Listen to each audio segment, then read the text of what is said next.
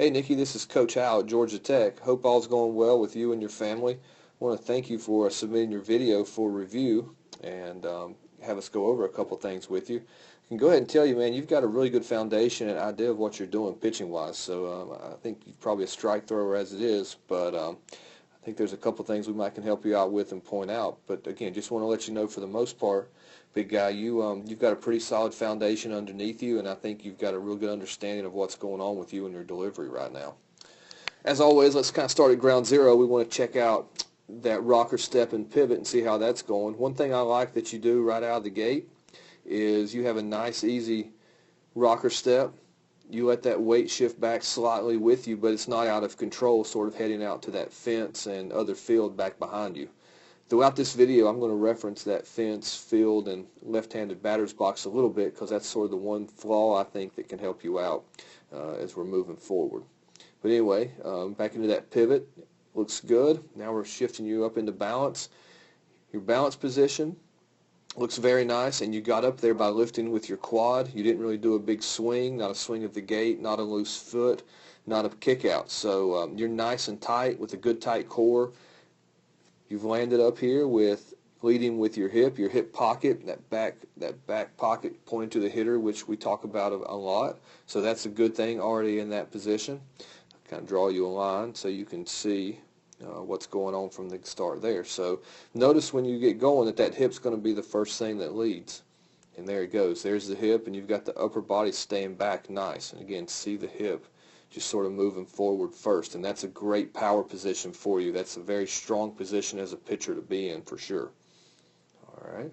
From here, one of the next most important things we want to try to get to is when our foot lands, we want our arm to be up. So I'm going to go ahead and draw your stride length for you, which I can go ahead and tell you your stride length looks really good. Rule of thumb is, for the most part, we want to be at least 80% of what our height is. Now, that doesn't mean that you can stride more and that be bad, or stride less and that be bad. That's just a rule of thumb in general. So it's just something to keep a peek on. But again, your stride length is really nice and really good.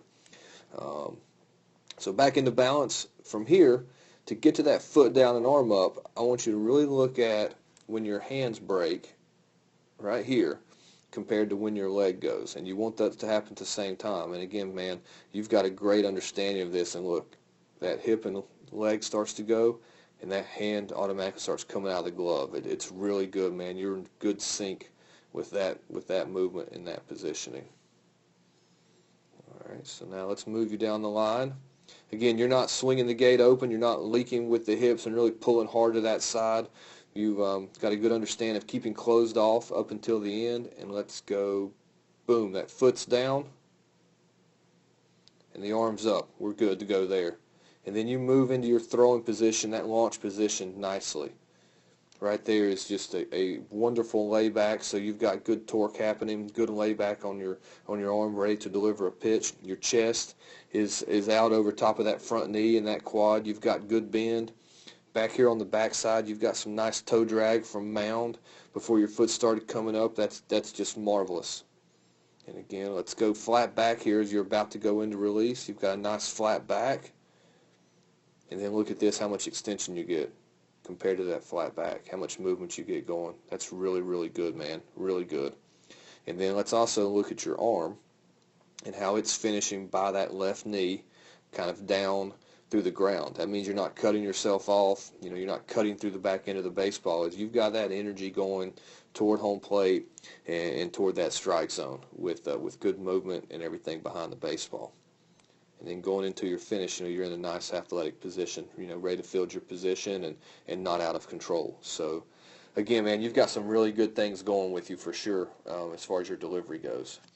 What I am going to do, I'm going to rewind you, though, and there's one thing I want you to be aware of, and this is something that your dad or your coach needs to keep a check on. I'm going to draw our stride line again, so we just have that for reference. And I just want to make sure, because a little bit, when you go from this position, make sure that you're not slightly fading in that weight going toward that fence into that left-handed batter's box and toward the field that's there behind you. And the reason I say that is, let's watch the glove. All right, see your glove here? Right there in that move. And that's not bad. You want that to go toward the target, but what you don't want is you don't want to create a complete swim move like you hear football linemen where you're just kind of swimming past your opponent, and really that forcing you to open yourself up and get some of that weight going a little bit toward the fence. Now how you're going to know this is if the baseball is left up into your arm side or if it's yanked down into the dirt on your glove side, it means you just slightly might be opening your hips a little bit early or striding toward the left-handed batter's box as opposed to straight toward your target. And I think a line going down the dirt, making sure you're staying with where your other foot is, will help you out some, because you could be just slightly open, and if you'll see here at just a little bit at the end, you can kind of tell that you sort of fade off into that side some. But again, and as you go through a couple more of these videos, when you're in the stretch, from a couple of these other videos you sent, you can tell yourself, you can see how you're fading back just enough. But again, man, a good rule of thumb is just check where that ball is. If it's up an arm side or if it's down into the dirt, that might be what's going on. But back into a quick review. This big guy, you're in great spot there with the hip. When that leg goes, the glove is breaking, you're perfect there. When the foot lands, the ball is up, so you're on time. So you're on time there. You've got wonderful layback in this area. Nice flat back. Look at this glove too tucked. You're in good tuck right there too, just knowing it. Everything's tight, and when you're tight and in the strike zone, your head's in the strike zone, the ball's going to go in the strike zone too. And then launch. Look how much you've got on your launch compared to where the flat back was. It's really good. And then again, your arm and your finish is really nice, man.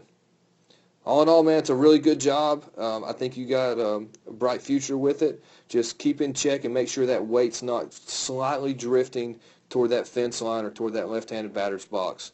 And I think you're going to be really good to go. Thanks again for the video. Anything else we can do to help, send it in. And all the best to you. See you, bud.